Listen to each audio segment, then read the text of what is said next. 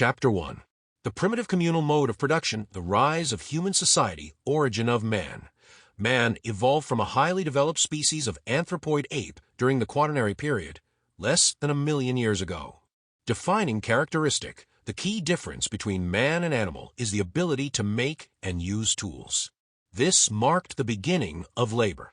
Evolution of hands. The need to create and utilize tools led to the development of hands from ape-like forepaws. The hand is both a product and an instrument of labor. Upright gait. Freed from locomotion, hands engaged in labor, facilitating the transition to an upright gait, a crucial step in human evolution. Birth of society. Joint toolmaking and usage fostered cooperation and communication, marking the transition from animal herds to human society. Language development. Collective labor necessitated communication, leading to the development of articulate speech, crucial for exchanging thoughts and coordinating actions. Brain and consciousness. Labor and language stimulated brain development, expanding perception, thought processes, and leading to conscious actions. Labor as foundation. Labor is the fundamental condition for human existence, driving the emergence of humanity and the development of society. Conditions of material life. The development of the implements of labor early challenges. Primitive man faced a difficult existence, heavily reliant on nature and struggling with limited tools to overcome environmental challenges. Primitive tools. Early tools were basic extensions of the body, stones like fists, sticks like arms, used for survival tasks. Collective living. Small groups were essential for survival, facilitating communal labor for food acquisition and protection. Cannibalism sometimes occurred due to food scarcity. Slow progress. Advancements in toolmaking and production were gradual, based on trial and error over vast periods. Discovery of fire. A pivotal advancement, fire provided warmth, protection from predators, improved food preparation, and aided in tool production. This marked a significant separation from the animal world. Hunting's importance. Hunting provided essential resources like food, clothing, and materials for tools, contributing to physical and mental development. Tool development. Tools evolved from sharpened sticks to stone-tipped spears, axes, and other implements, enabling hunting of larger animals and fishing. Stone Age. The Stone Age, lasting hundreds of thousands of years, signifies the period when stone was the dominant material for toolmaking. Metal Ages. The discovery of metal smelting led to the Bronze Age, copper and tin alloy, and then the Iron Age, marking advancements in tool technology. Bow and arrow. This invention revolutionized hunting, providing greater efficiency and contributing to the development of animal domestication. Agriculture's rise. Observing dropped grain sprout led to the development of primitive agriculture, initially using basic tools like sticks and hoes. Settled lifestyle. Domestication of animals for draft purposes and the use of metal tools improved agricultural productivity, encouraging settled communities. The production relations of primitive society. Natural division of labor, production, and property. In primitive communal society, communal ownership of the means of production, tools, land, was the foundation of production relations. This collective ownership stemmed from the rudimentary nature of tools and the need for collaborative effort to survive. No surplus, no classes. Early production yielded only enough for basic survival, precluding surplus accumulation and, consequently, the emergence of social classes or exploitation. Simple cooperation. Collective labor or simple cooperation was essential for tasks like hunting large animals, enabling achievements beyond individual capabilities. Equal distribution. Scarcity dictated equal distribution of resources to ensure the survival of all community members, a practice deeply ingrained in primitive societies. Economic law. The core economic principle of this era was securing basic needs through rudimentary tools, communal ownership, collective labor, and equal distribution. Division of labor.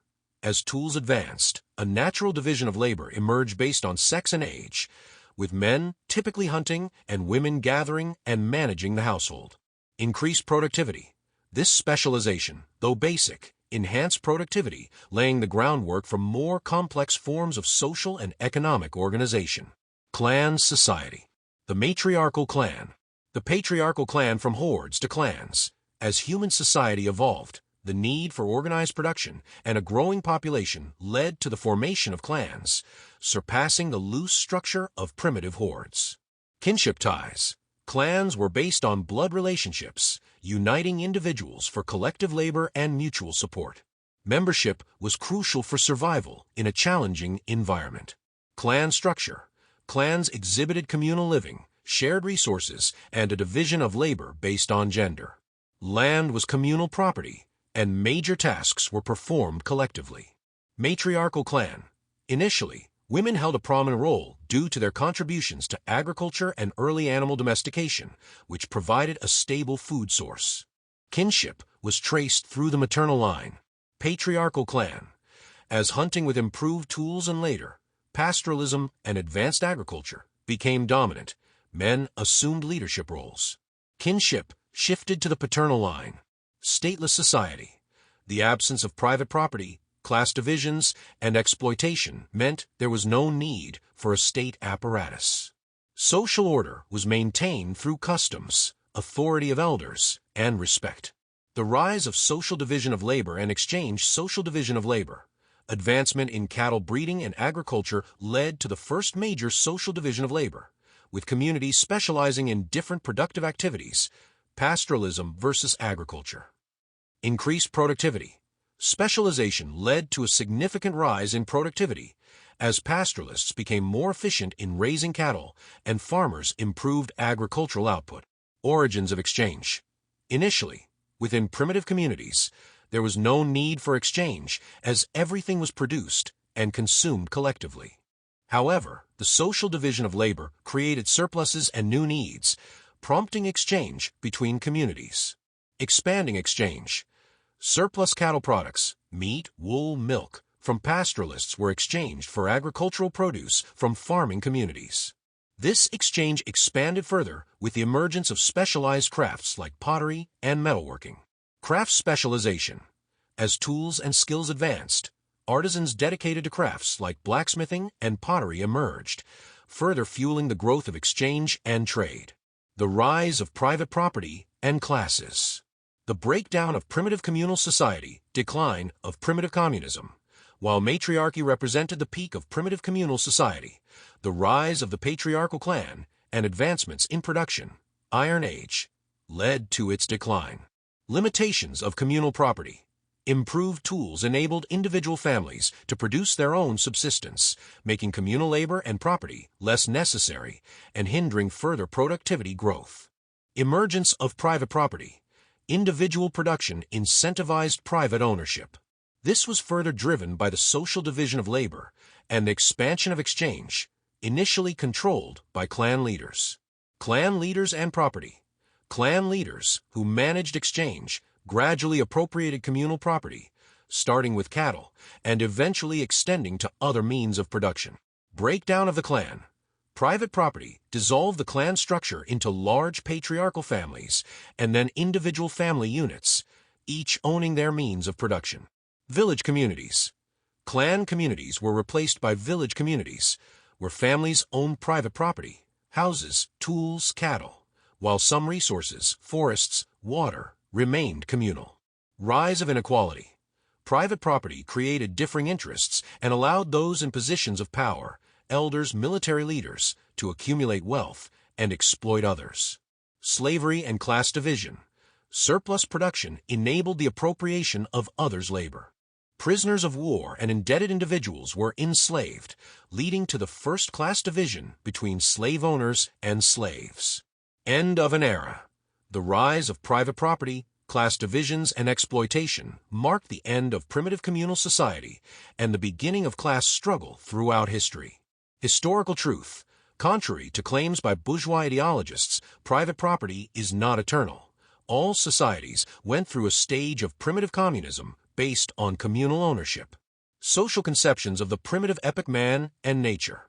Initially, primitive man, consumed by survival struggles, did not distinguish himself from nature and lacked coherent understanding of himself or his surroundings. Early conceptions. Gradually, primitive man developed rudimentary understandings of himself and his environment, but these were limited and crude. Animism. Unable to explain natural phenomena, primitive man attributed spiritual existence to natural forces, giving rise to animism, belief in spirits. Primitive religion. Animistic beliefs led to the development of primitive myths and religions, reflecting the social structure of the time, equality, and lack of hierarchy. Clan identity. Primitive man strongly identified with the clan, unable to conceive of an individual existence outside it. This was mirrored in the ancestral progenitor cults. Impact of private property. The breakdown of primitive community and the rise of private property influenced religious beliefs, with taboos used to protect the possessions of the wealthy and powerful. Religion and social control. As private property and inequality grew, religion became a tool to reinforce these new social and economic realities.